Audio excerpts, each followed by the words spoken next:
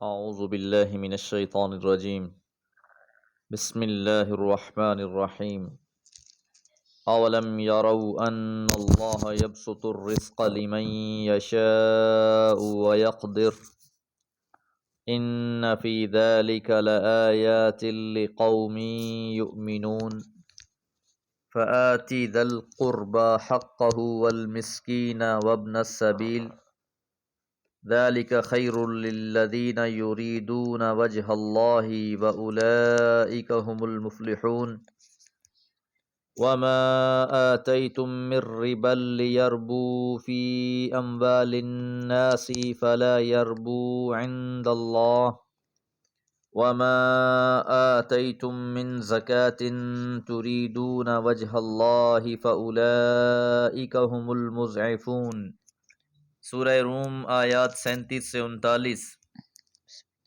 آیت نمبر 36 میں ہم نے یہ بات جانی کہ جب ہم لوگوں کو رحمت سے شاد کرتے ہیں تو وہ اس پر اترانے لگتے ہیں، اور اگر ان کے اعمال کے سبب سے ان کو کوئی تکلیف پہنچتی ہے تو وہ فوراً مایوس ہو جاتے ہیں۔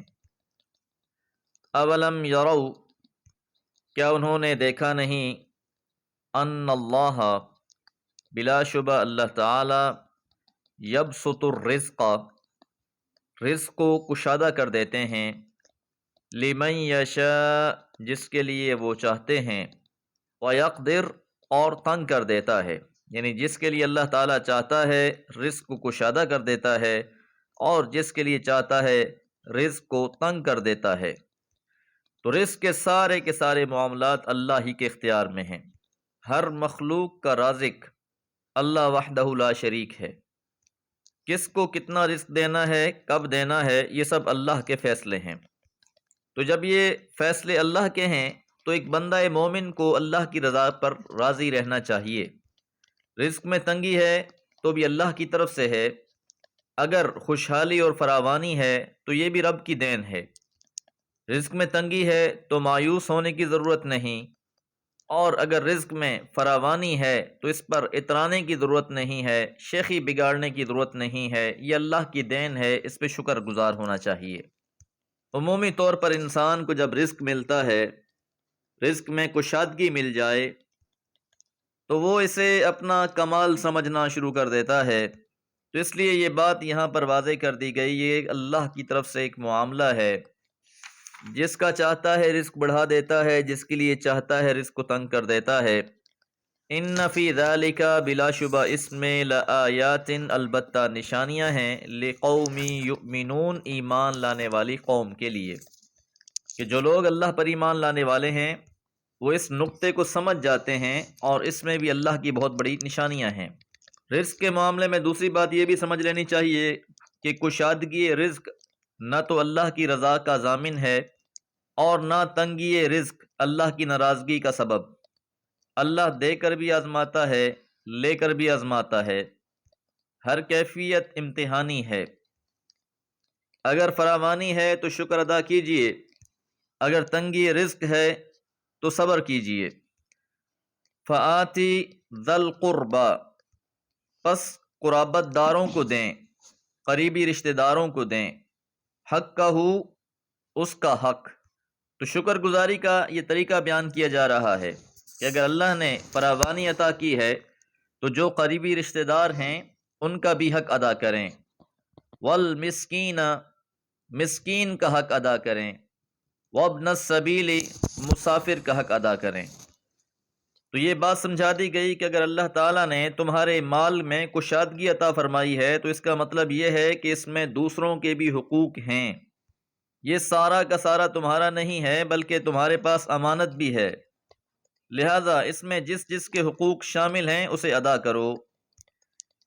ذالک خیر، یہ بہتر ہے، للذین، ان لوگوں کے لیے، یریدون، جو چاہتے ہیں، وجہ اللہ، اللہ کی رضا۔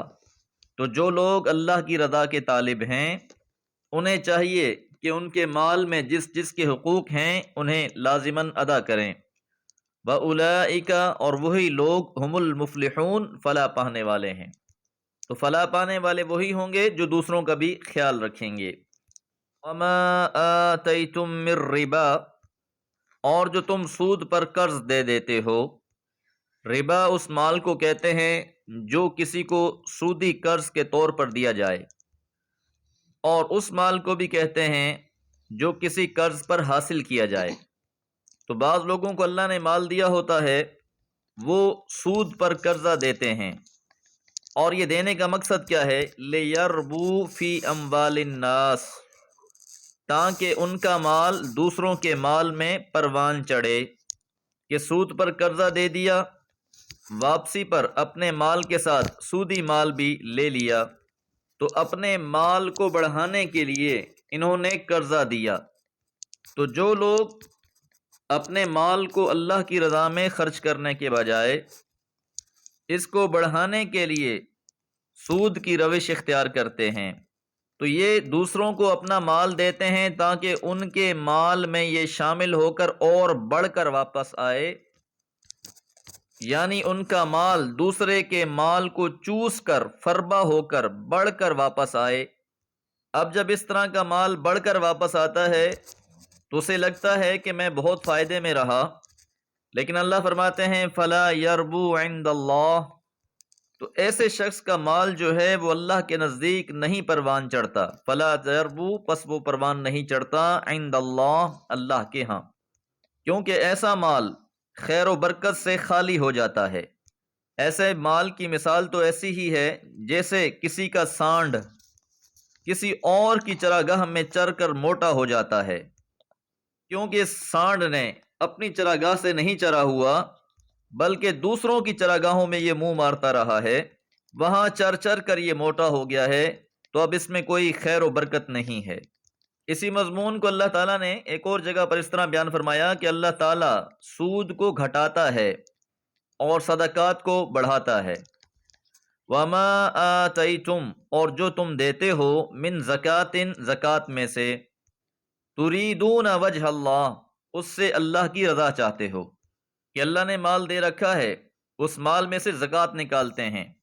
یاد رہے کہ لفظ زکات قرآن مجید میں نفلی معنی میں بھی استعمال ہوا ہے، تو صاحب مال چاہے اپنے مال میں سے فرضی زکات نکالتا ہے یا ویسے نفلی طور پر اللہ کی راہ میں خرچ کرتا ہے، اور اس سے مقصود اللہ کی رضا ہوتی ہے، فَأُولَئِكَ هُمُ الْمُضْعِفُونَ، بس وہی لوگ ہیں جو اپنے مال کو بڑھانے والے ہیں۔ تو جو انسان اپنے مال کو جمع کر کر کے رکھتا جاتا ہے، اس کا مستقبل بہت تنگ ہو جاتا ہے، اس کی نظر بہت محدود ہو جاتی ہے، اس کی زندگی اسی مال کے گرد گھومتی رہتی ہے۔ اس کے مقابلے میں جو انسان اللہ کی راہ میں خرچ کرتا ہے، زکوٰۃ ادا کرتا ہے، نفلی صدقات ادا کرتا ہے، تو ایسا شخص اپنے مال کو بڑھاتا ہے۔ اللہ کا وعدہ ہے کہ اللہ خرچ کرنے والوں کو بہت بڑھا چڑھا کر واپس کرتا ہے، اس دنیا میں بھی اور آخرت میں بھی۔ ہمارے سامنے بہت سے ایسے لوگوں کی مثالیں موجود ہیں جنہوں نے اللہ کی راہ میں خرچ کیا اور اللہ تعالیٰ نے انہیں بے بہا عطا فرمایا۔